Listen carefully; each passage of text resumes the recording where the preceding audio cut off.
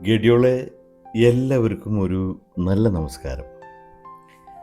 വളരെ നാളത്തെ എൻ്റെ ഒരു ആഗ്രഹമാണ് വൈഫും മക്കളുമൊത്ത് ഇന്തോനേഷ്യയിലെ ബാലി എന്ന് പറയുന്ന സ്ഥലത്തേക്ക് ഒരു വിനോദയാത്ര പോവുക എന്നത്.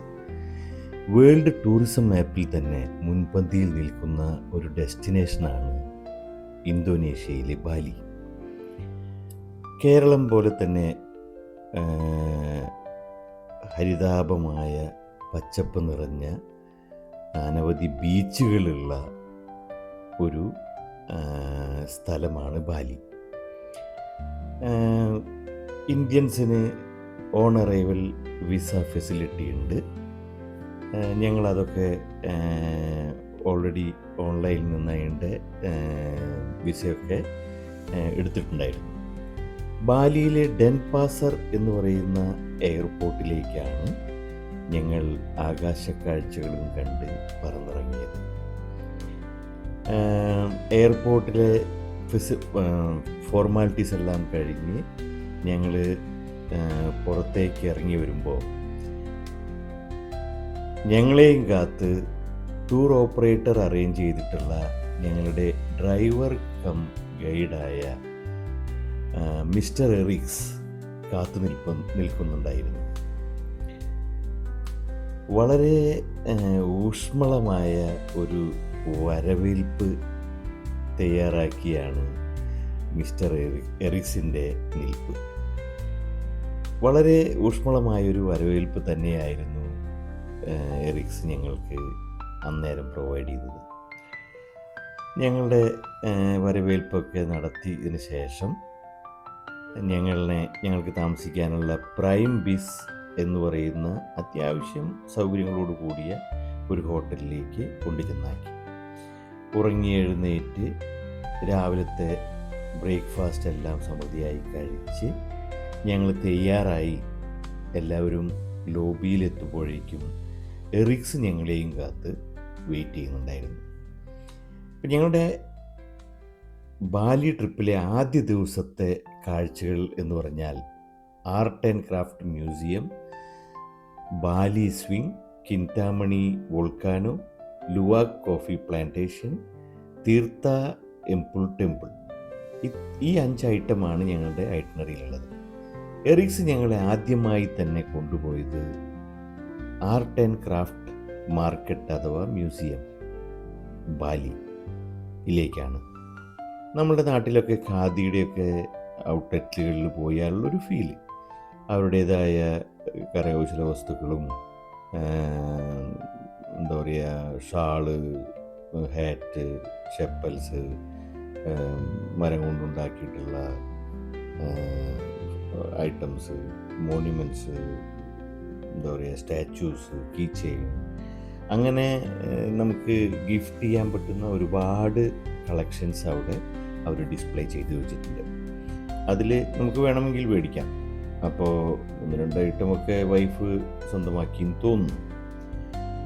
ഞാനും ഫാമിലിയും ആ കാഴ്ചകളൊക്കെ കൺകുളിർക്കെ കണ്ടു.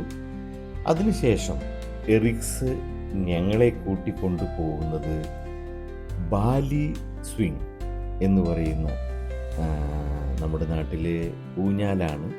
പക്ഷേ ഇത് വെറും ഒരു ഊഞ്ഞാലല്ല, അഡ്വഞ്ചറസ് സെൻസേഷൻ തന്നെയാണ്.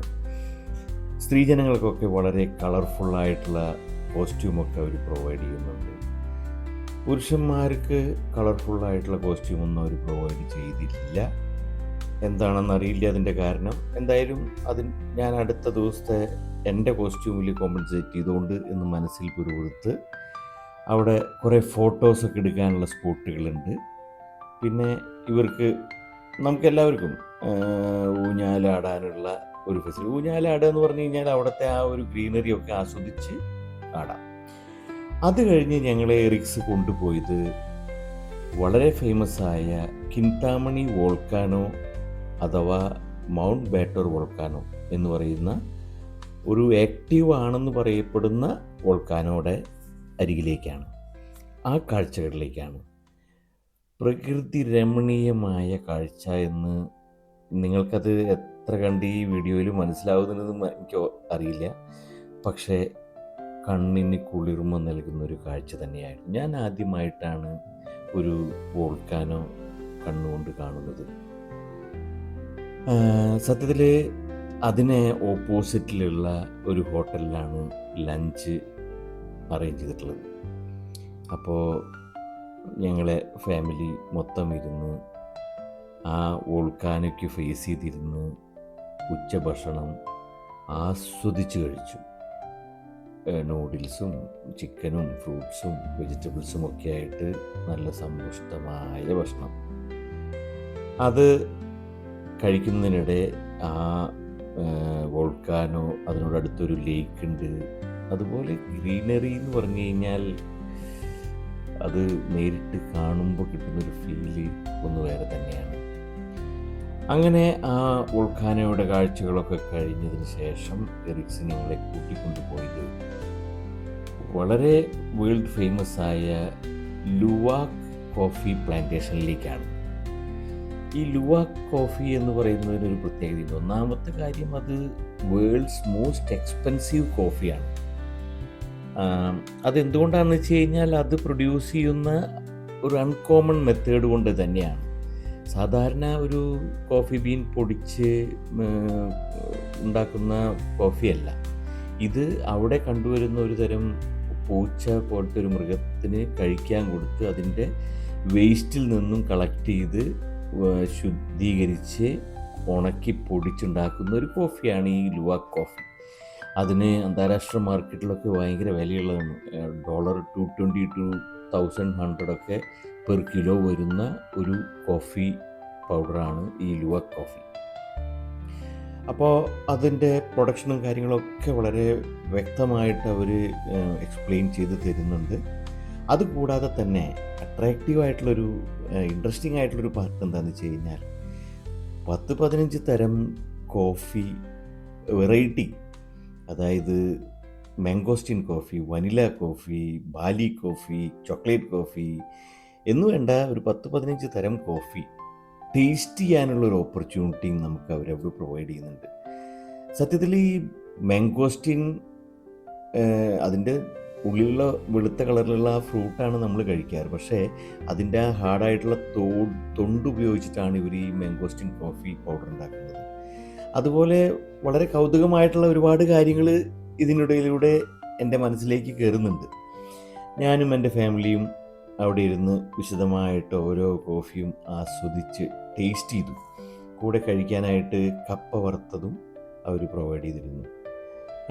റൊസല്ല കോഫി, അങ്ങനെ ഞാൻ ആദ്യമായിട്ട് കഴിക്കുന്ന ഒരുപാട് കോഫികൾ അതിൽ കണ്ടു. അതൊക്കെ വളരെ ആസ്വദിച്ച് കഴിച്ചു. ഇനി ഈ കഴിച്ച കോഫികളിൽ ഏതെങ്കിലും കോഫി നിങ്ങൾക്ക് ഇഷ്ടപ്പെട്ടു എങ്കിൽ അത് സ്വന്തമാക്കാനുള്ളൊരു ഫെസിലിറ്റി അവരവിടെ പ്രൊവൈഡ് ചെയ്തിട്ടുണ്ട്. എല്ലാ കോഫികളുടെയും പൗഡർ പാക്കറ്റിലാക്കി അവരവിടെ വിൽക്കാനായിട്ട് വെച്ചിട്ടുണ്ട്. അപ്പോൾ അങ്ങനെ അതൊക്കെ കണ്ട് അവരോട് ബൈ ബൈ പറഞ്ഞ് ഞങ്ങൾ ഇറങ്ങി. പിന്നീട് ഞങ്ങളെ റിക്സ് കൊണ്ടുപോയത് അവിടുത്തെ ഒരു ഫേമസ് ടെമ്പിളിലേക്കാണ്. ആ ടെമ്പിളിൻ്റെ പേര് തീർത്ഥ എംപിൾ ടെമ്പിൾ, അഥവാ തംപക് സിറിങ് എന്ന് പറയുന്ന ഹോളി സ്പ്രിംഗ് ടെമ്പിൾ എന്നും പറയും. എന്തുകൊണ്ടാണ് അത് ഹോളി സ്പ്രിംഗ് ടെമ്പിൾ എന്ന് പറയുന്നത്? അവിടുത്തെ അവൈലബിൾ ആയിട്ടുള്ള ഒരു വെള്ളം തന്നെയാണ് സ്പ്രിംഗ്, അതായത് ഹോളി സ്പ്രിംഗ് വെള്ളം തന്നെയാണ്. ആളുകൾക്ക് കുളിക്കാനായിട്ടുള്ളൊരു ബാത്തിങ് സ്ട്രക്ചർ, ഒരു കുളം പോലെയൊക്കെ ഉണ്ടാക്കിയിട്ടുണ്ട്. പല ചാലുകളിലൂടെയും വെള്ളം വരുന്ന ഒരു കുളമൊക്കെ ഉണ്ടാക്കിയിട്ടുണ്ട്. അത് ആ വെള്ളത്തിൽ കുളിച്ചാൽ നമ്മുടെ മനസ്സിനും എന്താ പറയുക, ഒരു കുളിർമ അല്ലെങ്കിൽ ഒരു നല്ല ഫീലിംഗ് ഉണ്ടാവും എന്നാണ് പറയുന്നത്. ഒരു റിച്വൽ പ്യൂരിഫിക്കേഷന് വേണ്ടിയിട്ടാണ് അവിടുത്തെ ആളുകൾ, മേലുകെട്ട് എന്നാണ് അതിന് പറയുക, അതിന് വേണ്ടിയിട്ടാണ് ആളുകൾ അവിടേക്ക് വരുന്നത്. ആ വെള്ളത്തിന് അതുകൊണ്ട് തന്നെയാണ് അവർ ഹോളി അല്ലെങ്കിൽ അമൃത എന്ന് പേരിട്ട് വിളിക്കുന്നത്. ഈ അമ്പലം സത്യത്തിൽ വളരെ വിസ്തൃതമായി കിടക്കുന്ന ഒരു ഏരിയയിലുള്ള ഒരു അമ്പലമാണ്. അത് മൊത്തം നടന്ന് കാണുക എന്ന് പറയുന്നത് അത്ര എളുപ്പമല്ല. എങ്കിലും ഒരുവിധമൊക്കെ ഞങ്ങൾ ചുറ്റി നടന്ന് കണ്ടു. ആ അമ്പലത്തിൻ്റെ മേൽക്കൂര തന്നെ എനിക്ക് വളരെ അട്രാക്റ്റീവായിട്ട് തോന്നി. കണ്ടു കഴിഞ്ഞാൽ വാർത്ത ഒരു ഇതായിട്ട് തോന്നും. പക്ഷേ അത് പുല്ലുകൊണ്ടുണ്ടാക്കിയിട്ടുള്ള ഒരു മേൽക്കൂരയാണ്. അങ്ങനെ ഒരുപാട് ഇൻട്രസ്റ്റിംഗ് ആയിട്ടുള്ള പുതിയ പുതിയ കാഴ്ചകൾ എന്താ പറയുക കാണാൻ സാധിച്ചു. ഈ കാര്യങ്ങളൊക്കെ ഞാൻ മനസ്സിൽ ഒപ്പിയെടുത്തു. അതുമാത്രമല്ല ക്യാമറ കണ്ണിലൂടെ അത് ഒപ്പിയെടുക്കാൻ ശ്രമിക്കുകയും ചെയ്തു. ഈ മൊത്തം ഈ ഒരു ദിവസത്തെ കാഴ്ചകൾ എന്ന് പറഞ്ഞു കഴിഞ്ഞാൽ 8-9 മണിക്കൂറുള്ള കാഴ്ചകളാണ്. അത് വെറും 10 മിനിറ്റിൽ കാണിക്കുമ്പോൾ ഉണ്ടാകാവുന്ന സാങ്കേതിക പരിമിതി നിങ്ങൾക്ക് മനസ്സിലാവും എന്ന് എനിക്കറിയാം.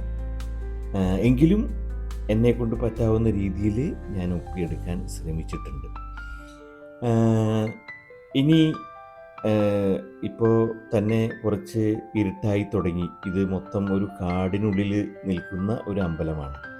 അപ്പോൾ എറിക്സ് പറഞ്ഞു നമുക്കിനി എത്രയും പെട്ടെന്ന് ഇവിടുന്ന് എക്സിറ്റ് ആവണം.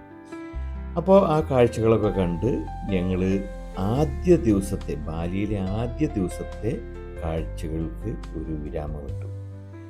അടുത്ത ദിവസത്തെ കാഴ്ചകളുമായി വരുന്നവരേക്കും ബൈ ബൈ.